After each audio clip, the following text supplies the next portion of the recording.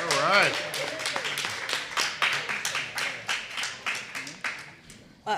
Oh, there it is. Okay. There was a card here that got moved. Where's Senator Williams? She's on the end, yeah. She's right there. You ready? Good afternoon, everyone, and welcome to Riverview Children's Center. Today, we are honored to host Governor Josh Shapiro and Lieutenant Governor Austin Davis. We also have Senator Jay Costa, Representative McAndrews, and Senator Williams, all here to help honor today and the critical work that we do in early childhood in our workforce every single day. We also have Kara from Trying Together that we're so thankful for, and members of the Pennsylvania Early Learning Initiative or Investment Commission that I just found out yesterday was a thing, and so thank you for coming. So I'm Stephanie. I'm the director here at Riverview Children's Center, and we are so incredibly thankful for this opportunity. I'm also a working mother, and so I know firsthand how essential it is to have high-quality early childhood education and the educators who help every single day, not only our children thrive, but also families, and we couldn't do this work without them. Yeah. At RCC, we are deeply committed to providing high-quality care, ensuring that every child, regardless of their background, receives the same strong foundation. Our educators live that mission every single day, and this center stands as a strong example of what equitable early learning can look like when it's invested in the people who are making it happen every day. Governor Shapiro, we thank you for your leadership and recognize the profound impact that early childhood educators have on our communities. We couldn't do this work without them, and we couldn't go to work without them. Thank you. All right. Thank you so much. Thank you, Stephanie. It is good to be here with you, and thank you for the kind words, and thank you for all that you do every day to put a smile on children's faces and put an ease in parents' minds when they drop their kids off here at Riverview. These kids have a wonderful, wonderful place to learn and to grow and to flourish, and I believe you play a critical role, not just for these children, but for our community, supporting working families, caring for these kids, and making sure that we lay a very strong foundation that sets up our kids for success. You give a lot to the children in our Commonwealth, and you could just see the joy on these children's faces when they come to an amazing place like here in Verona at Riverview. I want you to know that I am proud to support the work that you do. And today I wanted to talk about the work we all did together, the Lieutenant Governor, our two senators, and Representative McAndrew, who's just known as a parent around here, I think. All the work we've done together to give back to all of you. I know the budget that I just signed into law a few weeks ago took a little bit longer than I would have liked, but in the end, we delivered a product that makes significant strides to improving the lives of all Pennsylvanians. I want you to know Pennsylvania is one of only 3 states in the entire country with what's known as a divided legislature, a House led by Democrats, a Senate led by Republicans. And when you have that division, particularly in these challenging times that we find ourselves in today, it requires all of us to come together, to compromise, to have some tough conversations, and ultimately to find common ground. Alongside Leader Costa, who leads the Democrats in the state Senate, he and the other leaders and I worked together all summer and into the fall to try and come together and hash out our differences. We were determined to stay at the table. We were determined to hold the line on things that really matter in our communities, like investing in childcare. And thanks to the leadership of Lieutenant Governor Austin Davis, who led this work for us, together with his far better half, the second lady of the Commonwealth, Blair Holmes Davis, We worked together to deliver a budget that had so many wins, including a big win when it comes to childcare, and that's what brings us here to Riverview today. I want to talk for a few moments about that. You know, over the course of my first 3 years as your governor, thanks to the work of really important people like Representative McAndrew, Senator Williams, and of course, Leader Costa, we have worked hard to lower the cost of childcare for families all across Pennsylvania. In fact, last year we passed a new law tripling the child care tax credit here in Pennsylvania, which puts real money back in Pennsylvanians' pockets. 220,000 Pennsylvania families, to be exact, got $136.5 million back because we all came together and voted to triple the child care tax credit. That's a really big deal. And to help further, we were able to pass an child care contribution tax credit, which says to employers all across Pennsylvania, you can now contribute to offsetting the cost of child care for your workers.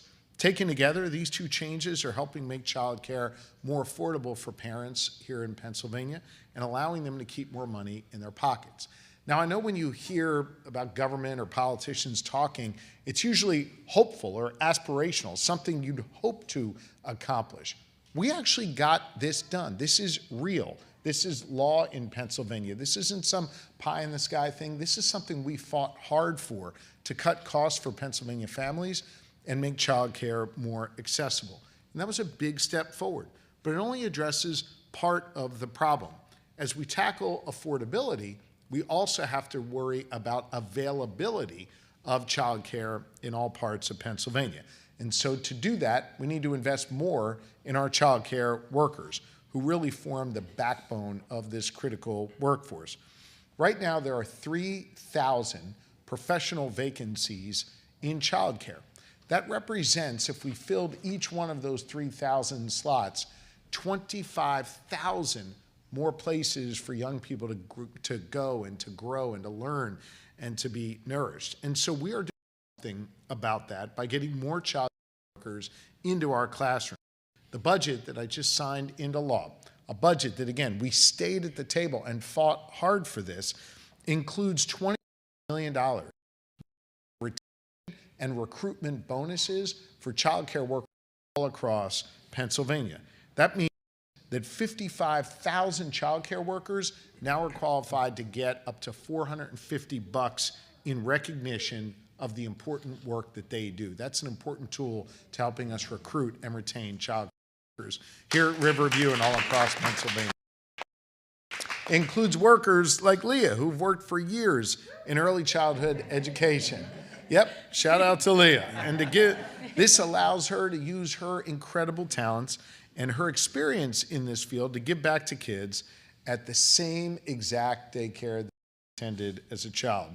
We want to make it easier for folks like Leah, and we want to make sure that there are more Leahs out there doing this work. And so that's part of our two-pronged approach that we're all working on together to make childcare more affordable and to make childcare more available for families.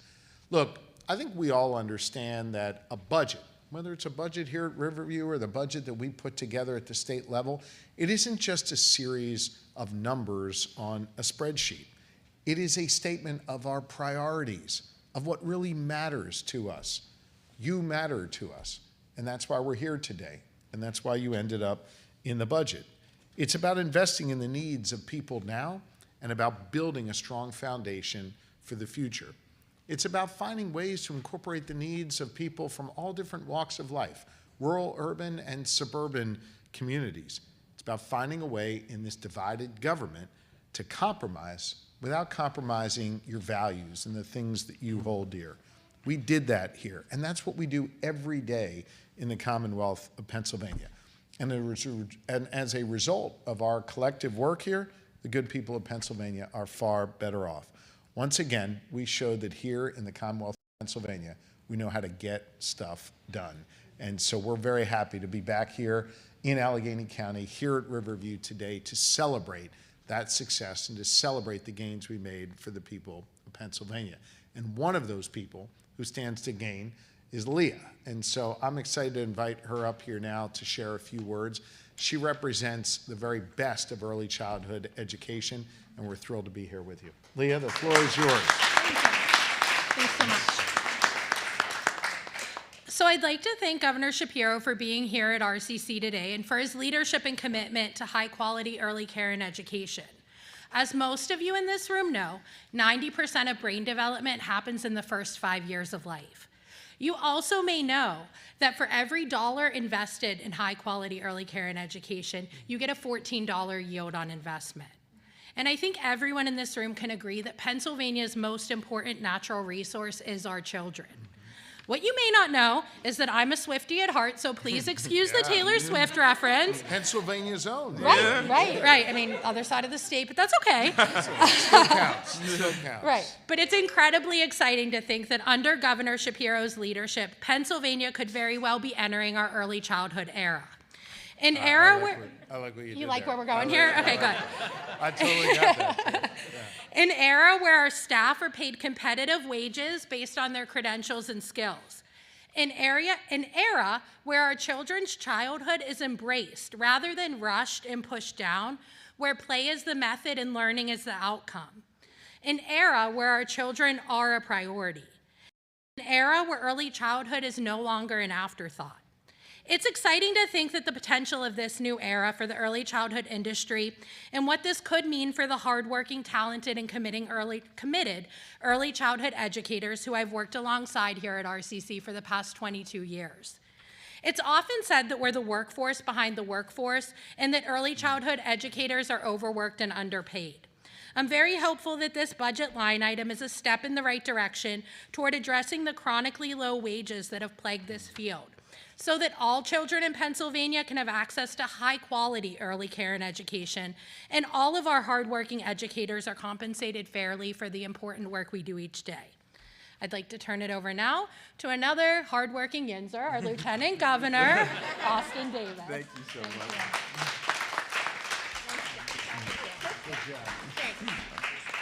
Well, good morning, everyone, and thank you, Leah, so much for that warm introduction. You know, it's so great to be here with all of you, particularly right after Thanksgiving.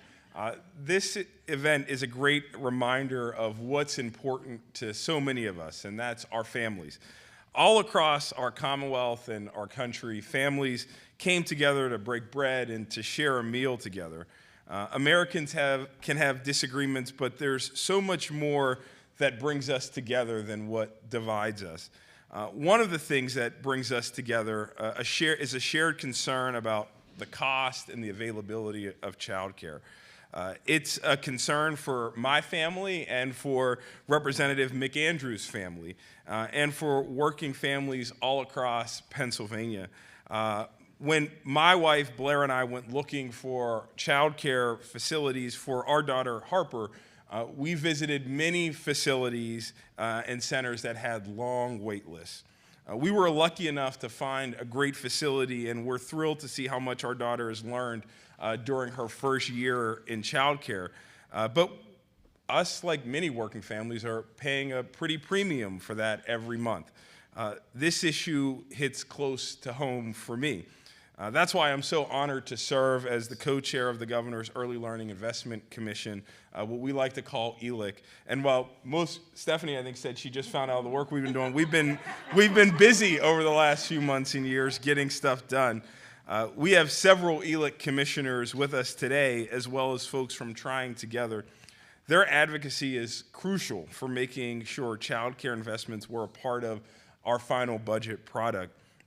We had chambers of commerce and major employers who were speaking up and speaking out about how important childcare is to our economic growth and success here as a Commonwealth. My wife Blair and I heard from business leaders at several roundtable conversations we held across the Commonwealth.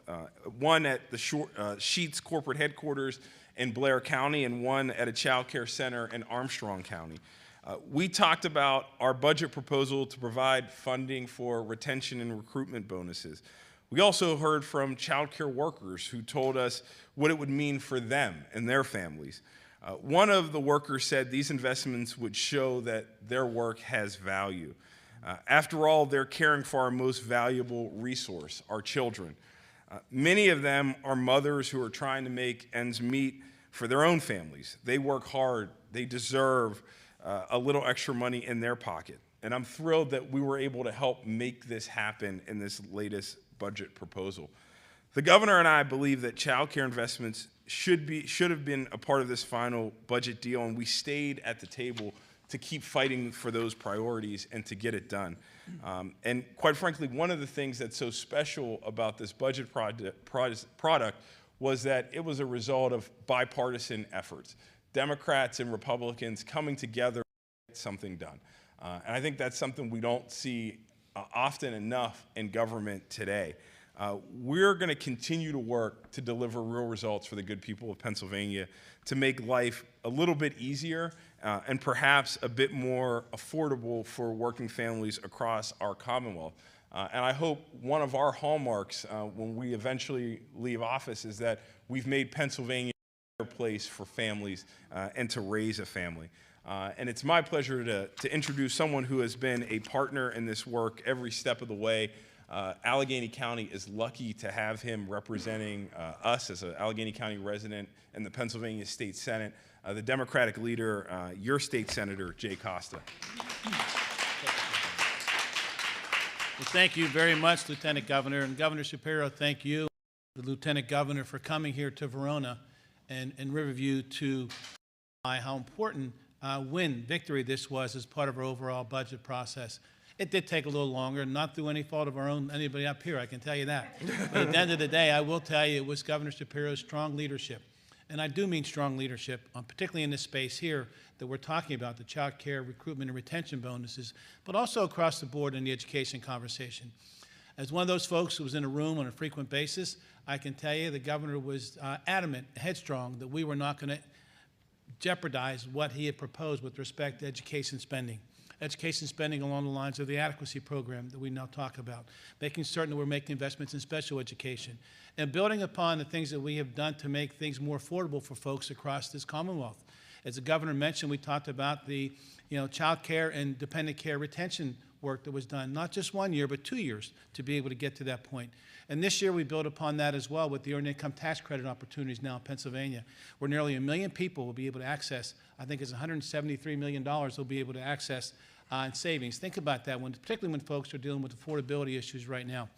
But I would tell you that the governor's focus on this particular aspect of child care retention and recruitment, how important it is to folks. Touring, walking through some of the rooms, I saw on the wall some of the signs talking about, I think, Leah, you may have been one of them here, being here 22 years. There was someone who was here 18 years, someone who's here 12 years. And it only happens because you guys certainly have a high-quality place that can provide high-quality education here for our youngest kids. But more importantly, about what's here in terms of the ability to pay people the right wages to be able to keep them here and make sure that they stay here. The governor talked about 3,000 more folks who need to be a part of this conversation. We're going to continue to build upon that, but it's a tribute to the people at this facility here when you look at how long people are here. It's rewarding work, but it's also the beneficiaries are our families. Our kids are going to be able to come to a place where they get good quality education, they get good quality child care, but at the end of the day, they're also helping their families be able to participate in our economy as we go forward. So I'm just honored that the governor chose here in Verona at Riverview and say thank you for that, but more importantly, thank you for being at the table. And as he indicated, he was at the table. He shepherded us through this budget process that resulted in significant victories, and this is just one of those victories when you stop and think about it. And more importantly, come February, our work is not done. He's going to make another announcement, and we're going to continue to talk about this issue as well as many others. So thank you, Governor, very much. Thanks. Appreciate that. Thank you. It's all right. I'm grateful for the kind words from Leader Costa, but in order to get a budget to my desk, it requires 26 votes in the Senate, 102 votes in the House, and a pivotal vote in the Senate was Senator Lindsey Williams, who represents Allegheny County as well. So you had the leader, you had a pivotal senator do that in order to get this child care investment to my desk, and I'm grateful Senator Williams is here. Senator, the floor is yours. Thank you. Hi, everyone. As the governor said, I'm Senator Lindsey Williams. I'm proud to represent the 38th District, which is right across the river. I also serve as the minority chair of the Senate Education Committee. I first want to thank Riverview Children's Center for hosting us today. The first day back after a holiday in December. The little ones can be a bit crazy. So offering to add a press conference to the mix is incredibly generous. Thank you for doing that. I also want to thank the thousands of childcare workers and facilities across the state who open their doors early and stay late to provide safe, caring educational space for our kids every single day. And I want to thank Governor Shapiro, Lieutenant Governor Davis, and Senator Costa, and Rep. McAndrew for prioritizing childcare workers in this budget all the way through to final passage. It wasn't pretty, but we got there. I was honored to partner with Governor Shapiro and my colleague, Senator Judy Schwenk, on the legislation that created Pennsylvania's new child care staff retention and recruitment program. Yes, thank you. And I want to thank Kara and Emily from Trying Together and the whole coalition of child care advocates who did the work of making sure that this was on the governor's priority list. So thank you. As the governor said, it's $25 million investment in Pennsylvania's workers and working families. I've heard directly from my constituents and even the people working in my office, working parents, especially working moms, who can't go to work unless they have safe, affordable, and reliable care for their children. I also hear about how much this care benefits their kids. You heard a little bit about that today, that it establishes stability and routine, that the educational foundation it sets up for future success. I used to work for the Pittsburgh Federation of Teachers, and I will tell you my kindergarten teachers could point out in the classroom which kids had high quality early childhood. Is that important? They can see it the minute those kids walk in the door to kindergarten.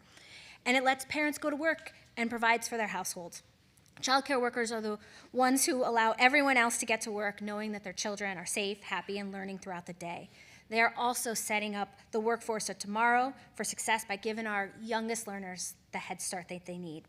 And we don't pay these childcare workers like they're the keystone of our economy, and they are.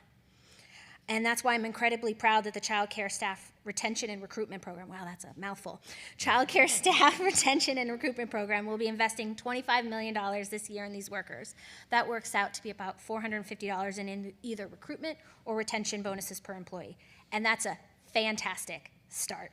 And I'm looking forward to working with the governor and lieutenant governor and the rest of the legislature on growing this program next year. So thank you again for having me.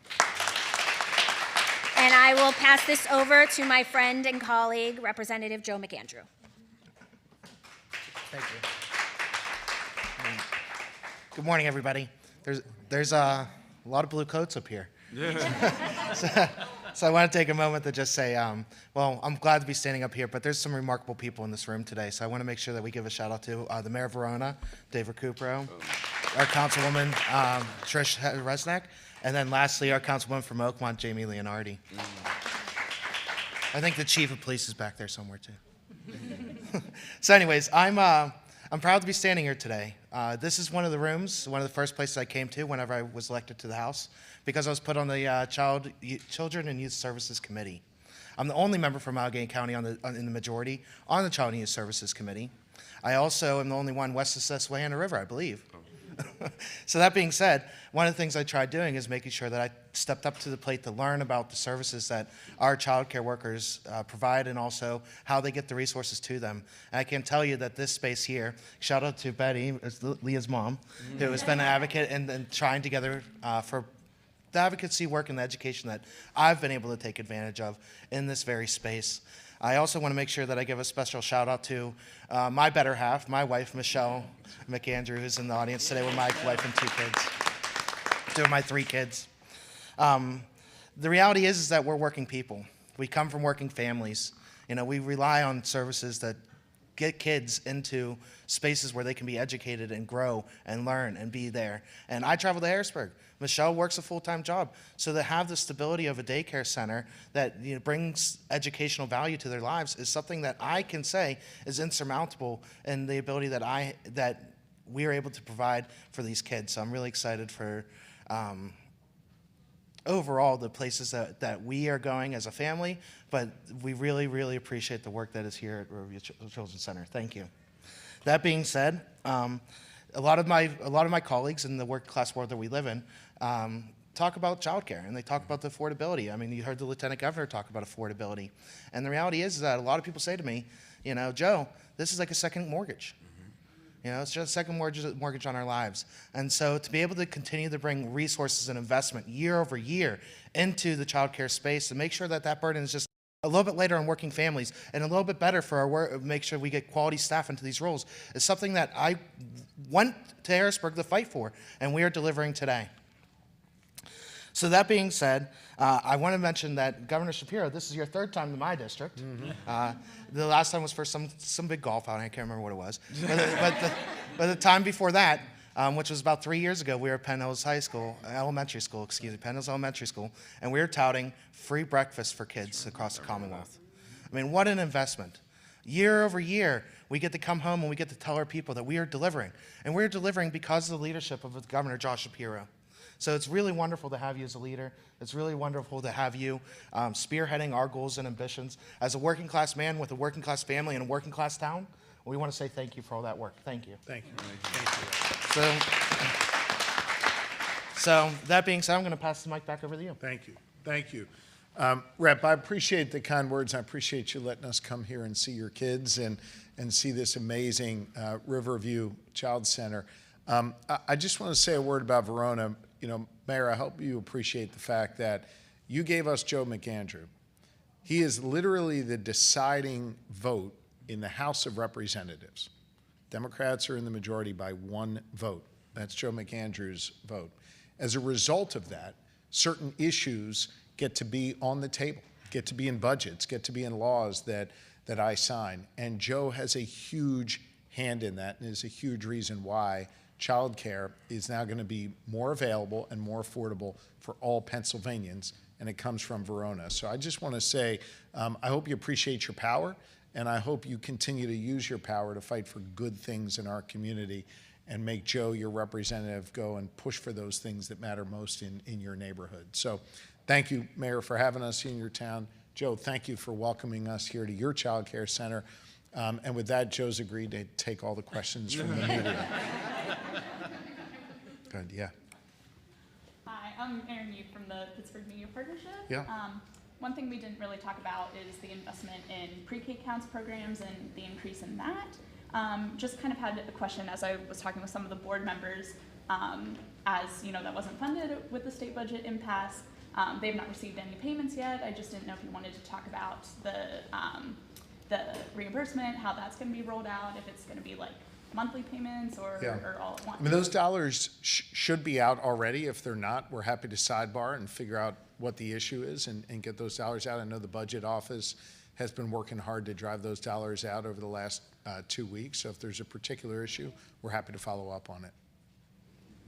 And I'll just say more broadly, and then I'll take your question. On education, I mean, this was an historic budget for education. We invested more in public education in this budget than in any time in our Commonwealth's history. We start with childcare into pre-K, into kindergarten, and then of course, first through 12th grade. We also made investments, if you choose to go to college, in making college more affordable as well. So we believe a strong education is the foundation people need to have opportunity here in the Commonwealth of Pennsylvania. We're going to continue to invest in it. Yep. Yeah, hi Governor. Jack Troy with the Trib. I have a couple, if you don't mind, one on topic, one off. We can start on regarding the recruitment and retention program. I'm curious if you know, when you have that 3,000 unfilled positions, what kind of dent that's projected to make, and if it's not kind of closing that gap, what more you'd like to see done in future budgets, future years. Yeah, we think making more dollars available to positions that really matter in our community, not just to the individuals who get them, but it can help others, other families, other businesses, and what have you. We think that that's a really wise investment. And we have seen examples where investing in that person's future by providing them some additional dollars can then lead to a positive outcome for all of us. Let's take teachers, for example. We've got a shortage of K-12 teachers in Pennsylvania. We have for a number of years. We've begun to reverse that trend, and we're growing again. We need to continue to grow for many years. as a result of investing in what's called student teacher stipends, basically paying money to those student teachers as a bridge when they leave school before they're fully certified to be in the classroom. That has allowed us to not only help those individual student teachers do what they love, their passion, teaching, but it's also helped all of us by having more teachers available for the classroom.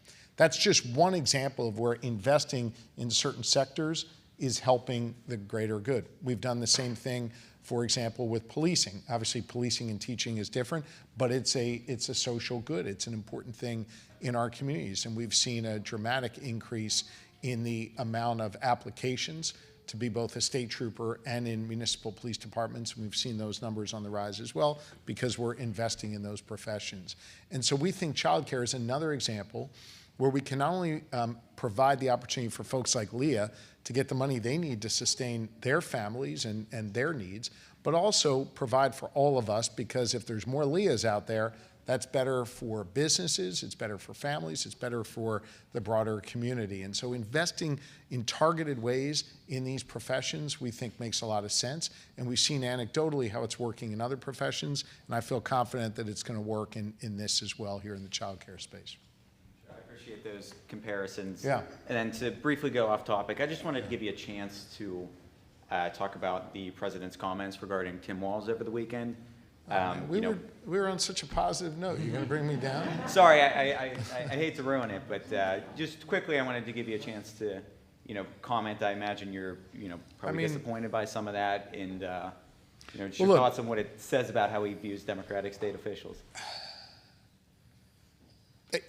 I was in one of the classrooms here, and I watched one of the teachers facilitating sharing between two of the youngsters who were here, two of the children who were here. You come to a place like Riverview to learn the lessons we need in life, to have a society that is caring and compassionate. You learn how to share. You learn how to be kind. You learn how to interact with people that might look different than you or have different abilities than you, but you see them for the wonderful person they are, not because of their differences. I wish the President of the United States would spend some time here at Riverview, or frankly, any childcare center or any kindergarten classroom. There is not a classroom in America where if a young person walked into that class today and used the word that the president used, that there wouldn't be some repercussion. They'd get in trouble for that. The president has a unique ability to take us to the lowest common denominator all the time. And I must tell you, for him to attack people with disabilities by using that slur is highly offensive, given how here in Pennsylvania, we treat people with all different abilities with the same level of respect. Where my wife and others, our First Lady, is working overtime to create more opportunity for those with different abilities to be able to get ahead in Pennsylvania and be their best selves. And so to resort to the lowest common denominator, as the president did the other day, I think is shameful conduct.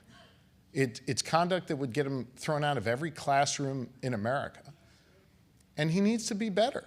He needs to be best, as his wife likes to say.